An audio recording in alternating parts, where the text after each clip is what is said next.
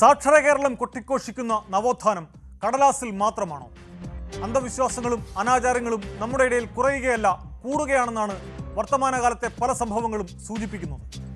വിശ്വാസം മുതലെടുത്ത് ചൂഷണം നടത്തുന്നവരെ നിയമം കൊണ്ട് നിയന്ത്രിക്കണമെന്ന ആവശ്യത്തിന് ഏറെ പഴക്കമുണ്ട്. എന്നാൽ ഇന്നും ഇതിനെതിരെ കേരളത്തിൽ നിയമനിർമ്മാണം നടത്താനായിട്ടില്ല. എല്ലാ മതവിഭാഗങ്ങളിലെയും വിശ്വാസ ചൂഷകർ ഏറ്റവും അധികം മുതലെടുക്കുന്നത് സ്ത്രീകളെയാണ്. മലപ്പുറം ജില്ലയിലാണ് ഒടുവിലത്തെ സംഭവം. ദിവ്യഗർഭം വാഗ്ദാനം ചെയ്ത് യുവതിയെ ബലാത്സംഗം ചെയ്തത് ആത്മീയത വിളമ്പുന്ന യൂട്യൂബറാണ്. ആ വാർത്തയിലേക്കാണ് പോലീസ് പട്രോൾ ആദ്യം. സ്വാഗതം.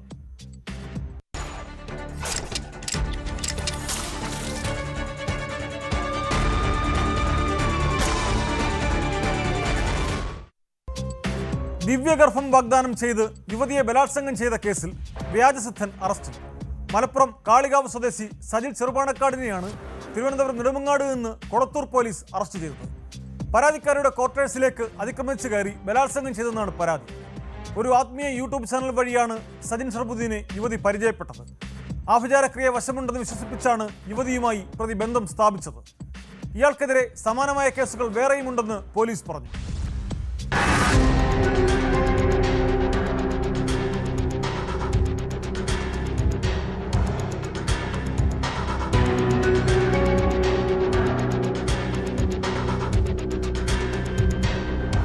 താൻ മഹദി ഇമാം ആണെന്ന് അവകാശപ്പെട്ട് മിറാക്കിൾ പാത്ത് എന്ന യൂട്യൂബ് ചാനൽ നടത്തിവരുന്ന കാളികാവ് ഉദിരമ്പൊയിൽ സ്വദേശി സജിൽ ഷറഫുദ്ദീൻ ആണ് പോലീസിന്റെ പിടിയിലായത്. ഷൈഖുന സജിൽ ചെറുപാണക്കാട് എന്ന പേരിലായിരുന്നു ഇയാളുടെ തട്ടിപ്പ്. ദിവ്യഗർഭം ധരിപ്പിക്കാം എന്ന് പറഞ്ഞ് തെറ്റിദ്ധരിപ്പിച്ച് യുവതിയെ ബലാത്സംഗം ചെയ്ത കേസിൽ ഒളിവിലായിരുന്നു പ്രതി. വ്യാജസിദ്ധനെ മലപ്പുറം കൊളത്തൂർ പോലീസ് തിരുവനന്തപുരം നെടുമങ്ങാട് വെച്ചാണ് അറസ്റ്റ് ചെയ്തത്.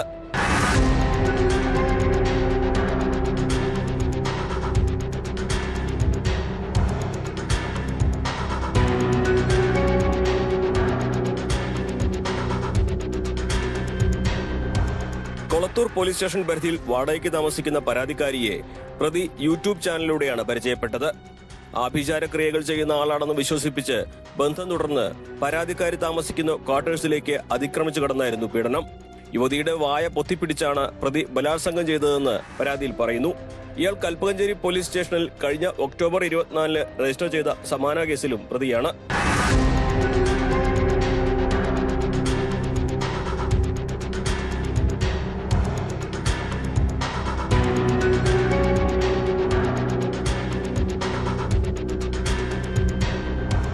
കൽപ്പകഞ്ചേരി സ്റ്റേഷനിൽ രജിസ്റ്റർ ചെയ്ത കേസിലെ പരാതിക്കാരിയുടെ അടുത്ത ബന്ധുവിനെയാണ് വ്യാജസിദ്ധൻ ബലാത്സംഗം ചെയ്തത്. ആത്മീയ കാര്യങ്ങളും അന്ധവിശ്വാസങ്ങളും പ്രചരിപ്പിക്കുന്ന പ്രതിയുടെ മിറാക്കിൾ പാത്ത് എന്ന യൂട്യൂബ് ചാനലിന് നിരവധി ഫോളോവേഴ്സ് ഉണ്ട്. കൊളത്തൂർ പോലീസ് സ്റ്റേഷനിൽ കേസ് രജിസ്റ്റർ ചെയ്തറിഞ്ഞ് പ്രതി ഒളിവിലായിരുന്നു. ഇയാൾ പിടിയിലായതറിഞ്ഞ് കൂടുതൽ പരാതിക്കാർ രംഗത്തു വരാനും സാധ്യതയുണ്ടെന്നാണ് പോലീസിന്റെ നിഗമനം.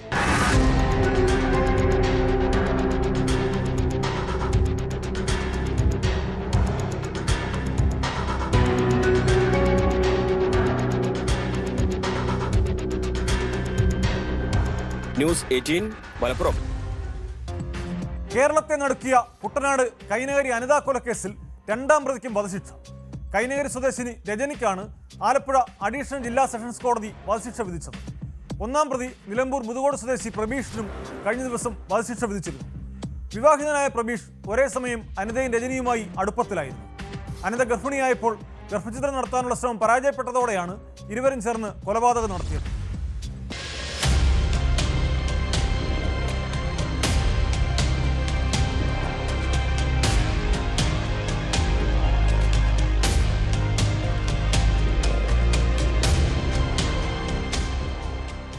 ആലപ്പുഴ പുന്നപ്ര സ്വദേശിയായ അനിത എന്ന 32-കാരിയെയാണ് പ്രബീഷും പെൺ സുഹൃത്തായ രചനയും ചേർന്ന് കൊലപ്പെടുത്തിയത്. 2021 ജൂലൈ 9-നായിരുന്നു സംഭവം. വിവാഹിതനായ പ്രബീഷ് ഒരേ സമയം അനിതയും രജനിയുമായി അടുപ്പത്തിലായിരുന്നു. ഭർത്താവിനെയും 2 കുട്ടികളെയും ഉപേക്ഷിച്ചാണ് അനിത പ്രബീഷിനൊപ്പം പോയത്. യുവതി ഗർഭിണിയായപ്പോൾ ഗർഭഛിദ്രം നടത്താൻ ശ്രമിച്ചെങ്കിലും പരാജയപ്പെട്ടു. ഇതോടെയാണ് പ്രബീഷും രചനയും ചേർന്ന് കൊലപാതകത്തിനുള്ള ഗൂഢാലോചന നടത്തിയത്. പാലക്കാട് ആലത്തൂരിലെ ഒരു ഫാമിൽ ജോലി ചെയ്യുകയായിരുന്ന അനിതയെ ആലപ്പുഴയിലേക്ക് വിളിച്ചു വരുത്തി. KSRTC ബസ് സ്റ്റാൻഡിൽ വന്നിറങ്ങിയ അനിതയെ ഓട്ടോയിൽ രജനിയുടെ കൈനകരിയിലെ വീട്ടിലെത്തിച്ചു. തുടർന്ന് പ്രബീഷ് കഴുത്തിൽ കത്തിവച്ച് ഭീഷണിപ്പെടുത്തി. നിലവിളി പുറത്തു കേൾക്കാതിരിക്കാൻ രജനി വായും മൂക്കും അമർത്തിപ്പിടിച്ചു. ബോധരഹിതയായ അനിത കൊല്ലപ്പെട്ടു എന്ന് കരുതി ഇരുവരും ചേർന്ന് വള്ളത്തിൽ കൊണ്ടുപോയി പൂക്കൈത ആറ്റിലുപേക്ഷിച്ചു എന്നാണ് പോലീസിന്റെ കണ്ടെത്തൽ.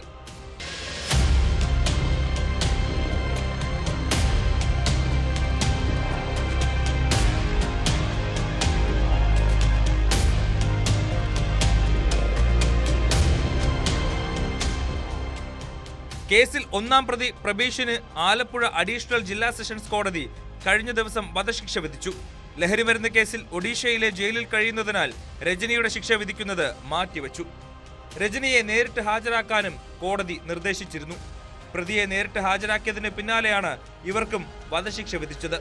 കേസിന്റെ വിചാരണ വേളയിൽ 82 സാക്ഷികളെ വിസ്തരിച്ചു. രജനിയുടെ അമ്മയും പ്രോസിക്യൂഷന് അനുകൂലമായി മൊഴി നൽകിയിരുന്നു.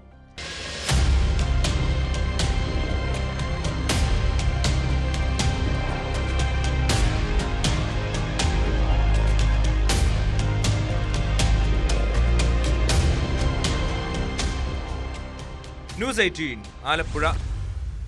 തലസ്ഥാന നഗരത്തെ നടുക്കിയതായിരുന്നു കേശവദാസപുരത്തെ മനോരമ കൊലക്കേസ്. 68-കാരിയായ മനോരമയെ ഇതര സംസ്ഥാന തൊഴിലാളി മോഷണം ലക്ഷ്യമിട്ടാണ് ക്രൂരമായി കൊലപ്പെടുത്തിയത്. സംഭവം നടന്ന് 4 വർഷത്തിന് ശേഷം പ്രതിക്ക് കോടതി ശിക്ഷ വിധിച്ചിരിക്കുന്നു.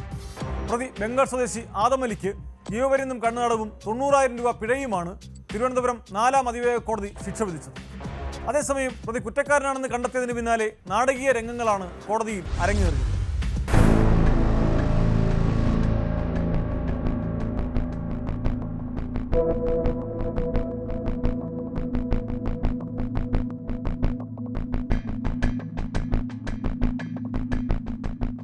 കേശവദാസപുരം മീനംകുന്നിൽ വീട്ടിൽ ദിനരാജിന്റെ ഭാര്യ മനോരമയെ ബംഗാൾ കുച്ച്ബിഹാർ സ്വദേശി ആദമലി കത്തി ഉപയോഗിച്ച് കഴുത്തിൽ കുത്തിയാണ് കൊന്നത്. 2021 കൊലപാതകം. മനോരമയുടെ വീടിനടുത്ത് നിർമ്മാണം നടക്കുന്ന വീടിന്റെ ജോലിക്കായാണ് ആദമലി ഉൾപ്പെടെ 5 ഇതര സംസ്ഥാന തൊഴിലാളികളെത്തിയത്. 1 മാസത്തോളം മനോരമയുടെ വീട്ടിൽ വെള്ളമെടുക്കാൻ വന്നിരുന്നതിനാൽ വീടിനെക്കുറിച്ചും താമസക്കാരെക്കുറിച്ചും പ്രതിക്ക് കൃത്യമായ ധാരണയുണ്ടായിരുന്നു. മനോരമയുടെ ഭർത്താവ് വർക്കലയിലുള്ള മകളുടെ വീട്ടിൽ പോയ സമയത്താണ് വീടിന്റെ പിന്നിൽ വെച്ച് കൊല നടത്തിയത്. മൃതദേഹം വലിച്ചിഴച്ച് തൊട്ടടുത്തുള്ള സ്ഥലത്തെ കിണറ്റിൽ തള്ളി. മൃതദേഹം പൊങ്ങി വരാതിരിക്കാൻ കാലിൽ ഇഷ്ടിക കെട്ടുകയും ചെയ്തു.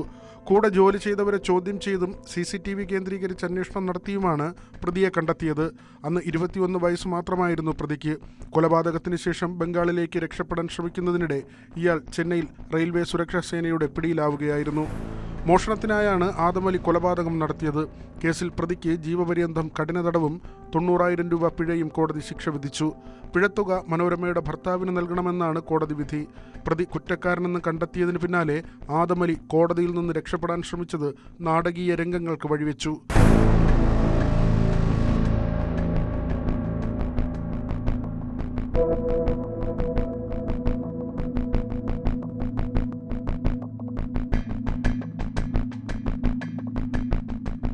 തിരുവനന്തപുരം 4ാം അതിവേഗ കോടതിയിൽ നിന്നാണ് പ്രതി ഓടി രക്ഷപ്പെടാൻ ശ്രമിച്ചത്.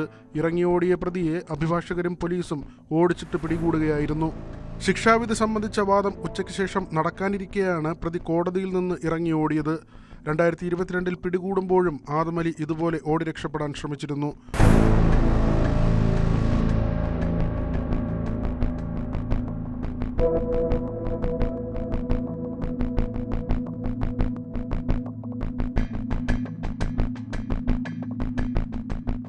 ന്യൂസ് 18 വഞ്ചിയൂർ.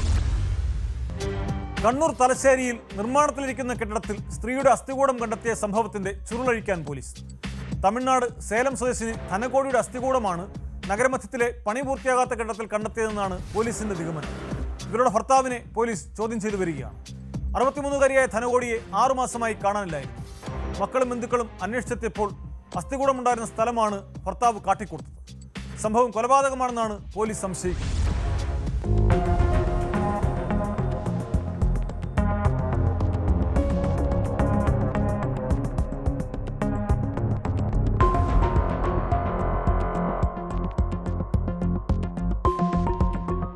തലശ്ശേരിയിൽ നിർമ്മാണത്തിലിരിക്കുന്ന കെട്ടിടത്തിലാണ് സ്ത്രീയുടെ അസ്ഥികൂടം കണ്ടെത്തിയത്. സംഭവത്തിൽ തമിഴ്നാട് സേലം സ്വദേശിനി ധനകോടിയുടെ ഭർത്താവ് അമ്പായിരം എന്ന 70-കാരനാണ് പോലീസ് കസ്റ്റഡിയിലുള്ളത്. ജൂബിലി റോഡ് കാന്തലാട്ട് പള്ളിക്ക് സമീപം നിർമ്മാണത്തിലിരിക്കുന്ന കെട്ടിടത്തിൽ ലിഫ്റ്റ് സ്ഥാപിക്കാനായുള്ള കുഴിയിൽ നിന്നാണ് അസ്ഥികൂടം കണ്ടെടുത്തത്. ധനകോടിയെ 6 മാസമായി കാണാനില്ലായിരുന്നു. ഭർത്താവിനൊപ്പം പഴയ സാധനങ്ങൾ ശേഖരിച്ച് വിൽപ്പന നടത്തുന്ന ഇവരെ കാണാതായതിനെക്കുറിച്ച് മക്കൾ അന്വേഷിച്ചപ്പോൾ നാട്ടിൽ പോയിട്ടുണ്ടെന്നായിരുന്നു അമ്പായിരത്തിൻ്റെ മറുപടി. നാട്ടിൽ അന്വേഷിച്ചെങ്കിലും അവിടെ എത്തിയില്ലെന്ന് വിവരം കിട്ടി. കഴിഞ്ഞ ദിവസം മക്കൾ വീണ്ടും അച്ഛനോട് തിരക്കിയപ്പോൾ തലശ്ശേരിയിലേക്ക് വരാൻ പറഞ്ഞു. മക്കളും ബന്ധുക്കളും എത്തിയപ്പോൾ അസ്ഥികൂടമുണ്ടായിരുന്ന സ്ഥലമാണ് ഇയാൾ കാട്ടിക്കൊടുത്തത്. സ്ഥലത്ത് തമിഴ്നാട്ടുകാരായ ആളുകൾ കലഹിക്കുന്നത് കണ്ട് വാർഡ് കൗൺസിലറാണ് പോലീസിൽ വിവരമറിയിച്ചത്. കുഴിയിൽ നിന്ന് കണ്ടെടുത്ത തലയോട്ടിയും അസ്ഥിയും കാണാതായ സ്ത്രീയുടേത് തന്നെയാണോ എന്ന് ഫോറൻസിക് പരിശോധനയിലൂടെ സ്ഥിരീകരിക്കാനാകൂ.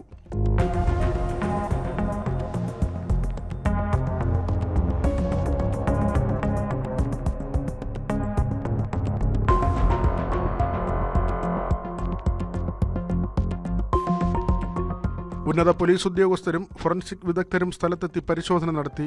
ധനകോടിയെ കൊന്നത് താനല്ലെന്നാണ് അമ്പായിരം പോലീസിനോട് പറഞ്ഞത്. സംഭവത്തിൽ അന്വേഷണം ഊർജിതമാക്കിയിട്ടുണ്ട്.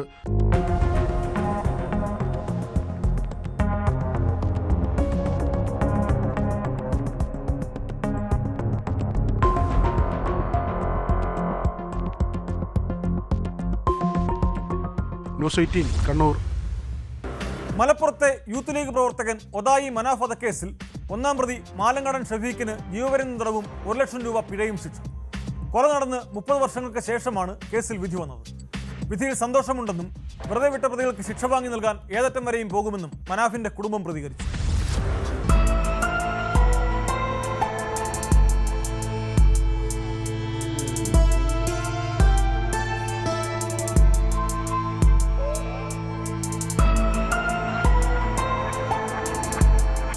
മഞ്ചേരി അഡീഷണൽ ജില്ലാ സെഷൻസ് കോടതിയാണ് വിധി പറഞ്ഞത്. പിഴത്തുകയായ 1 ലക്ഷം കേസിലെ 2ാം സാക്ഷിയും കൊല്ലപ്പെട്ട മനാഫിന്റെ സഹോദരിയുമായ ഫാത്തിമയ്ക്ക് നൽകണം. പിഴ അടച്ചില്ലെങ്കിൽ 1 വർഷം കൂടി കൂടുതൽ തടവും അനുഭവിക്കണം.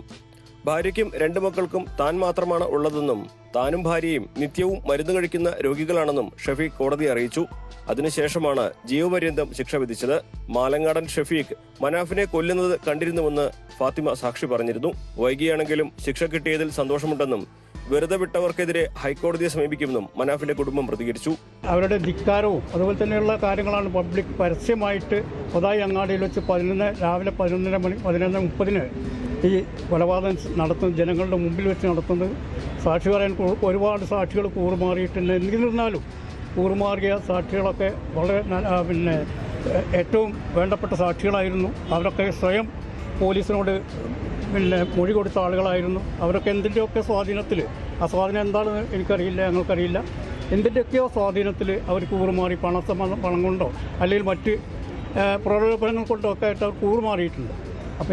അപ്പോൾ ഞങ്ങളെ സംബന്ധിച്ചിടത്തോളം അതൊക്കെ വലിയൊരു തിരിച്ചടിയായി കണ്ടിരുന്നു. എന്നിരുന്നാലും ഇന്ന് ഞങ്ങളുടെ വക്കീൽമാരുടെ ഈ ആത്മാർത്ഥമായ പരിശ്രമം ഈ കേസ് വിജയിപ്പിച്ചെടുക്കുന്നതിൽ ഞങ്ങൾക്ക് ലഭിച്ചിട്ടുണ്ട്. അത് വീണ്ടും ഒരിക്കൽ കൂടി അവർക്ക് എല്ലാവർക്കും ഞങ്ങളുമായി സഹകരിച്ച മാനസികമായിട്ടും അല്ലെങ്കിൽ സഹകരിച്ച എല്ലാവർക്കും ഈ അവസരത്തിൽ നന്ദി രേഖപ്പെടുത്തുകയാണ്.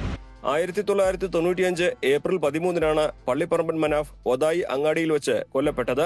മുൻ MLA PV അൻവർ ഉൾപ്പെടെ 26 പേർ പ്രതികളായ കേസിൽ ഒരാൾ മാപ്പുസാക്ഷിയാവുകയും 24 പേരെ കോടതി വെറുതെ വിടുകയും ചെയ്തിരുന്നു. സംഭവശേഷം ഒളിവിൽ പോയ 1-ാം പ്രതി ഉൾപ്പെടെ 4 പേരെ തിരികെ എത്തിക്കാൻ കോടതിക്ക് പുറത്തും വലിയ പോരാട്ടമാണ് മനാഫിന്റെ കുടുംബം നടത്തിയത്.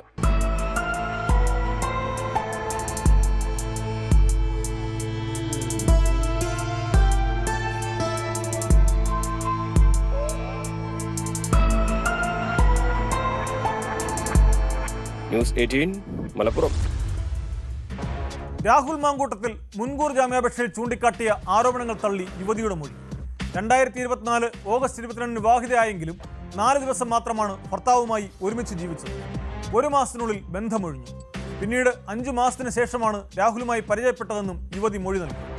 യുവതിയുമായുള്ള ശബ്ദരേഖ തൻ്റേതെന്ന് മുൻകൂർ ജാമ്യാപേക്ഷയിൽ രാഹുൽ മാങ്കൂട്ടത്തിൽ സമ്മതിച്ചിട്ടുണ്ട്. ജാമ്യാപേക്ഷ തിരുവനന്തപുരം പ്രിൻസിപ്പൽ സെഷൻസ് കോടതി ബുധനാഴ്ച പരിഗണിക്കും. അതേസമയം യുവതിക്കെതിരെ സമൂഹമാധ്യമങ്ങളിൽ കനത്ത ആക്രമണമാണ് നടക്കുന്നത്.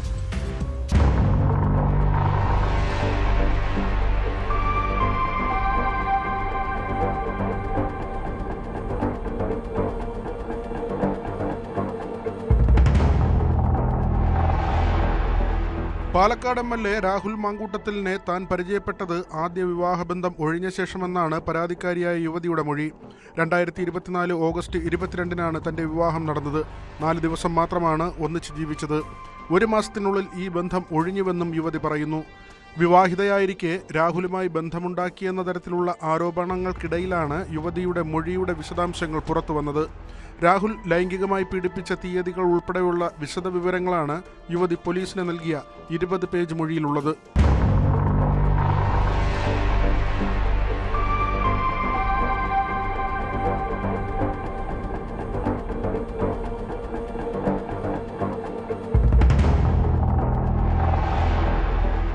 യുവതി വിവാഹിതയാണെന്നറിഞ്ഞാണ് അടുപ്പം തുടങ്ങിയതും ശാരീരിക ബന്ധത്തിൽ ഏർപ്പെട്ടതെന്നും രാഹുൽ മാങ്കൂട്ടത്തിൽ ജാമ്യഹർജിയിൽ സമ്മതിച്ചിട്ടുണ്ട്. എന്നാൽ ഗർഭത്തിന് ഉത്തരവാദി താനല്ല, നിർബന്ധിച്ച് ഗർഭചിത്രം നടത്തിയിട്ടില്ലെന്നും യുവതി സ്വമേധയാണ് ഗുളിക കഴിച്ചതെന്നുമാണ് രാഹുലിന്റെ വാദം. തന്റെ പ്രതിച്ഛായ നശിപ്പിക്കാൻ വേണ്ടി യുവതി ഫോൺ കോളുകൾ റെക്കോർഡ് ചെയ്ത് പുറത്തുവിടുകയായിരുന്നുവെന്നും രാഹുൽ ആരോപിക്കുന്നു. രാഹുലിന്റെ ജാമ്യാപേക്ഷ തിരുവനന്തപുരം പ്രിൻസിപ്പൽ സെഷൻസ് കോടതി ബുധനാഴ്ച പരിഗണിക്കും.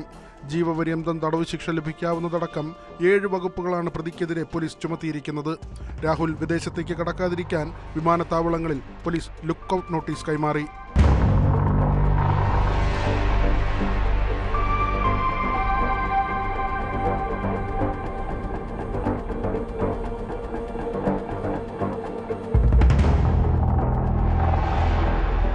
അതിനിടെ പരാതി നൽകിയ യുവതിക്ക് നേരെ കനത്ത സൈബർ ആക്രമണമാണ് നടക്കുന്നത്. ഇരയുടേതെന്ന തരത്തിൽ ചിത്രങ്ങൾ വ്യാപകമായി പ്രചരിപ്പിക്കുകയാണ് രാഹുൽ മാങ്കൂട്ടത്തിൽ അനുയായികൾ. വാട്സപ്പ്, ഫേസ്ബുക്ക് ഗ്രൂപ്പുകളിലൂടെയാണ് ചിത്രങ്ങൾ പ്രചരിപ്പിക്കുന്നത്. സൈബർ ആക്രമണത്തിനെതിരെ നിയമ നടപടിക്ക് ഒരുങ്ങുകയാണ് പരാതിക്കാരിയായ യുവതി. യുവതിയെ അധിക്ഷേപിച്ച് മഹിളാ കോൺഗ്രസ് പത്തനംതിട്ട ജില്ലാ സെക്രട്ടറി ബിന്ദു ബിനുവും ഫേസ്ബുക്ക് പോസ്റ്റിട്ടിരുന്നു.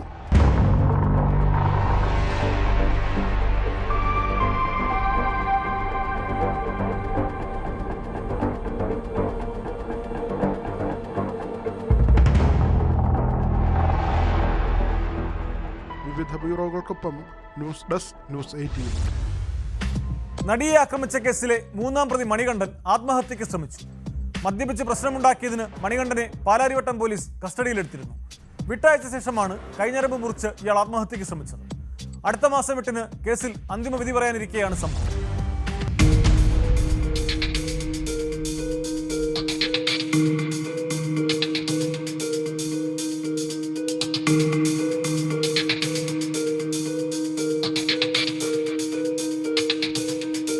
നടിയെ ആക്രമിച്ച കേസിൽ അന്തിമവിധി വരാനിരിക്കെയാണ് 3-ാം പ്രതി ബി മണികണ്ഠൻ ആത്മഹത്യയ്ക്ക് ശ്രമിച്ചത്. തമ്മനം ഭാഗത്ത് വെച്ച് മദ്യപിച്ച് പ്രശ്നമുണ്ടാക്കിയതിന് മണികണ്ഠനെ പാലാരിവട്ടം പോലീസ് കസ്റ്റഡിയിലെടുത്ത ശേഷം താക്കീത് നൽകി വിട്ടയച്ചിരുന്നു. ഇതിന് പിന്നാലെ സ്റ്റേഷന് സമീപത്തുള്ള കടയിൽ നിന്നും ബ്ലേഡ് വാങ്ങി കൈയിലെ ഞരമ്പ് മുറിക്കുകയായിരുന്നു.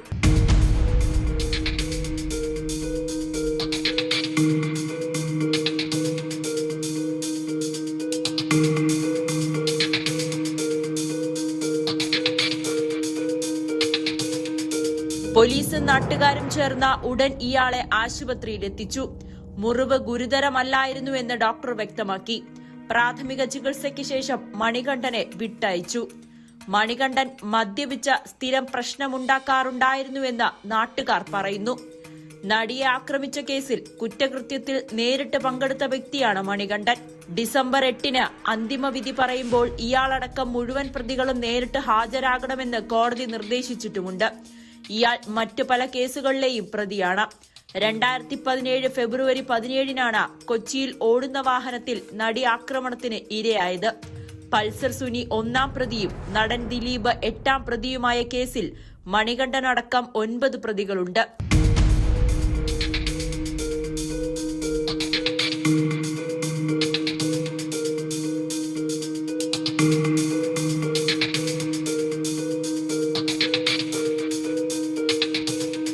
News 18 Kochi.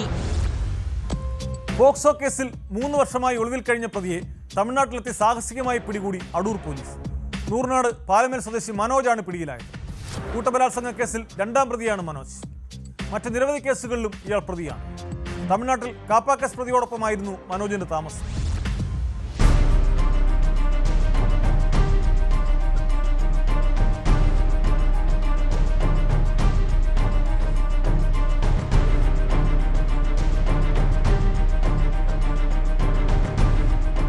Pathanamthitta SP R ആനന്ദും Karaikudi SP Aneesh പുരിയും സംയുക്തമായി നടത്തിയ ആസൂത്രിത നീക്കത്തിലാണ് പ്രതി പിടിയിലായത്. അടൂർ DYSPയുടെ കീഴിലെ പ്രത്യേക സംഘം തമിഴ്നാട്ടിലെത്തിയാണ് മനോജിനെ പൊക്കിയത്. 2022 കേസിനാസ്പദമായ സംഭവം. 5 പേർ ചേർന്ന് പ്രായപൂർത്തിയാകാത്ത പെൺകുട്ടിയെ പീഡിപ്പിക്കുകയായിരുന്നു. കേസിൽ 3 പേരെ അതിവേഗ കോടതി ശിക്ഷിച്ചു. രണ്ടാം പ്രതിയായ R മനോജ് അന്നു മുതൽ ഒളിവിലായിരുന്നു. പീഡിപ്പിച്ച കേസുമായി ബന്ധപ്പെട്ടാണ് ഉള്ള പ്രതിയായിരുന്നു. ഇതിലെ ബാക്കി പ്രതികളെ ബഹുമാനപ്പെട്ട കോടതി ശിക്ഷിച്ചിരുന്നു. അപ്പോൾ ഈ പ്രതിയെ കിട്ടാത്തതുകൊണ്ട് ഈ പ്രതിയുടെ പേരിൽ നമുക്ക് കുറ്റപത്രം ഹാജരാക്കാൻ ഇടയായില്ല. അങ്ങനെ പെൻഡിംഗ് ആയിട്ട് 2-3 വർഷമായി കേസ് നമ്മുടെ കൈവശമുണ്ടായിരുന്നു. സ്ഥിരം ഉപയോഗിക്കുന്ന സിം കാർഡുകൾ പോലും ഉപേക്ഷിച്ച് തമിഴ്നാട്ടിൽ കാപ്പ കേസ് ഉൾപ്പെടെയുള്ള കുപ്രസിദ്ധ ഗുണ്ടയ്ക്ക് ഒപ്പമായിരുന്നു താമസം. അടൂർ പോലീസ് കാരൈക്കുടിയിലെ ഇയാളുടെ ഒളിസങ്കേതത്തിലെത്തിയതോടെ പ്രതി രക്ഷപ്പെടാൻ ശ്രമിച്ചു. ഓടിച്ചിട്ട് കീഴ്പ്പെടുത്തിയാണ് ഇയാളെ കസ്റ്റഡിയിലെടുത്തത്. പിടിയിലായ മനോജിനെതിരെ വിവിധ സ്റ്റേഷനുകളിൽ ക്രിമിനൽ കേസുകളുണ്ട്.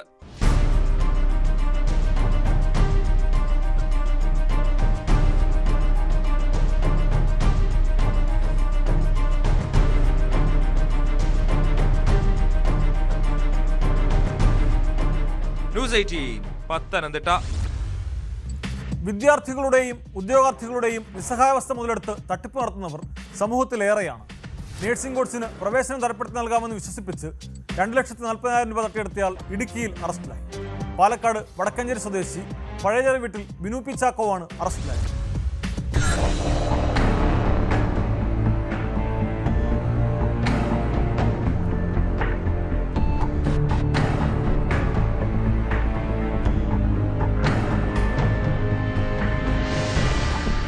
പാല, തിരുവല്ല എന്നീ സ്ഥലങ്ങളിലുള്ള നഴ്സിംഗ് കോളേജുകളിൽ പ്രവേശനം തരപ്പെടുത്തി കൊടുക്കാമെന്ന് പറഞ്ഞ് കട്ടപ്പന സ്വദേശിനിയായ യുവതിയിൽ നിന്ന് 2,40,000 രൂപ തട്ടിയെടുത്ത കേസിലാണ് അറസ്റ്റ്. സാമൂഹ്യ മാധ്യമങ്ങളിലെ പരസ്യം കണ്ടാണ് യുവതി ഇയാളുമായി ബന്ധപ്പെട്ടത്. തുടർന്ന് നഴ്സിംഗ് അഡ്മിഷൻ നൽകാമെന്ന് പറഞ്ഞ് പണം വാങ്ങി. അഡ്മിഷൻ ലഭിക്കാതെ വന്നതോടെ യുവതി ഇയാളെ ബന്ധപ്പെട്ട് പണം തിരികെ ആവശ്യപ്പെട്ടെങ്കിലും നൽകിയില്ല. തുടർന്ന് യുവതി കട്ടപ്പന DYSPക്ക് പരാതി നൽകുകയായിരുന്നു.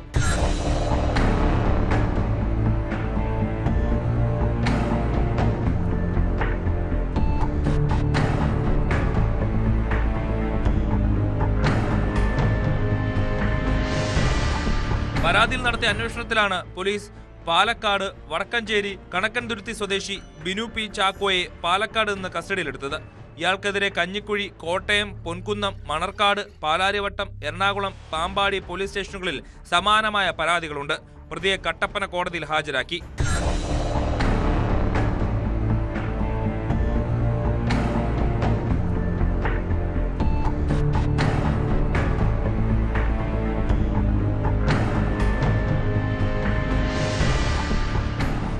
ന്യൂസ് 18 ഇടുക്കി. മൊബൈൽ ഫോൺ കടയിൽ നിന്ന് ഫോണുകൾ മോഷ്ടിച്ച പ്രതിയെ മണിക്കൂറുകൾക്കകം പിടികൂടി മലപ്പുറം വളാഞ്ചേരി പോലീസ്. തന്ത്രപരമായ നീക്കത്തിലൂടെയാണ് പ്രതിയെ പോലീസ് വലയിലാക്കിയത്. ലക്ഷക്കണക്കിന് രൂപ വില വരുന്ന ഫോണുകളാണ് ഇയാൾ മോഷ്ടിച്ചത്. വളാഞ്ചേരിയിലെ വെൽടെക് എന്ന സ്ഥാപനത്തിലാണ് പുലർച്ചെ മോഷണം നടന്നത്.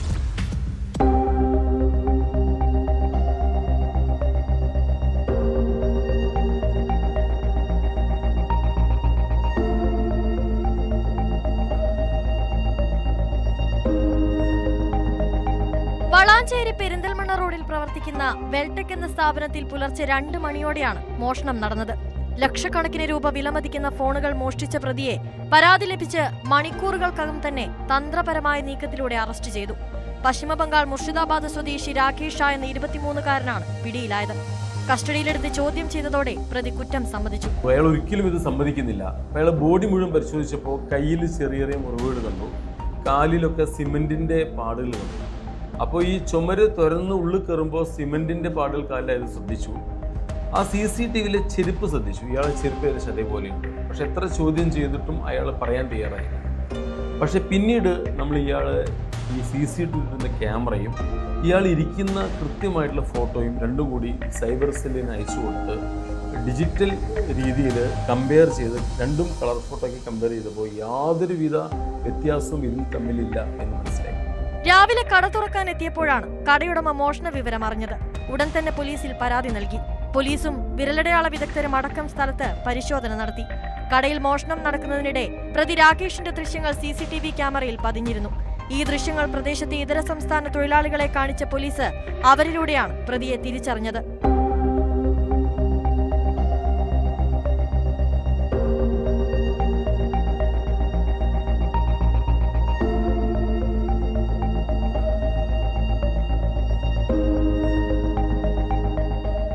ന്യൂസ് 18 തിരൂർ.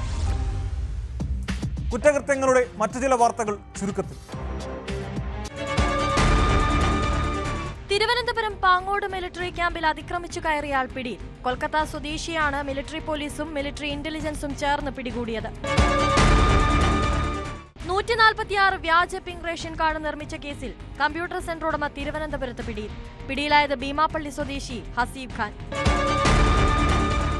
യുവതിയെ വിവാഹ വാഗ്ദാനം നൽകി പീഡിപ്പിച്ച് ഗർഭിണിയാക്കിയ പ്രതിക്ക് 10 വർഷം കഠിന തടവും 50,000 രൂപ പിഴയും ശിക്ഷ. കൊല്ലം ഇളമാട് സ്വദേശി സജീവനെയാണ് കൊട്ടാരക്കര അസിസ്റ്റന്റ് സെഷൻസ് കോടതി ശിക്ഷിച്ചത്. പ്രായപൂർത്തിയാകാത്ത ആൺകുട്ടിയെ സ്വകാര്യ ഭാഗത്ത് പിടിച്ച് ഉപദ്രവിച്ചയാളെ എറണാകുളം കുറുപ്പംപടി പോലീസ് അറസ്റ്റ് ചെയ്തു. പാണങ്കുഴി സ്വദേശി സത്യവാനാണ് പിടിയിലായത്. പെരുമ്പാവൂർ പോഞ്ഞാശ്ശേരിയിൽ വ്യാപാരിയുടെ സ്കൂട്ടറിൽ വെച്ചിരുന്ന ലാപ്ടോപ്പും ഐപാഡും മോഷ്ടിച്ച 2 പേർ അറസ്റ്റിൽ. തിരുവനന്തപുരം പള്ളിച്ചാൽ സ്വദേശി സജാദ്, ചെറായി സ്വദേശി സനൂപ് എന്നിവരാണ് പിടിയിലായത്.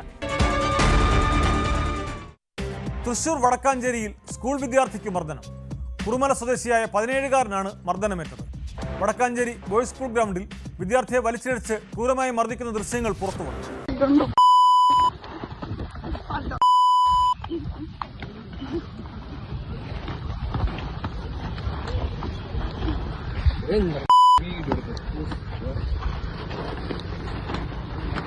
മറ്റു വിദ്യാർത്ഥികൾ നോക്കി നിൽക്കുകയായിരുന്നു മർദ്ദനം. സംഭവത്തിൽ വടക്കാഞ്ചേരി സ്വദേശികളായ 2 പേർക്കെതിരെ പോലീസ് കേസെടുത്തു. മർദ്ദനത്തിന്റെ കാരണം വ്യക്തമായിട്ടില്ല. ഇന്നത്തെ പോലീസ് പട്രോൾ പൂർത്തിയാകുന്നു. നമസ്കാരം.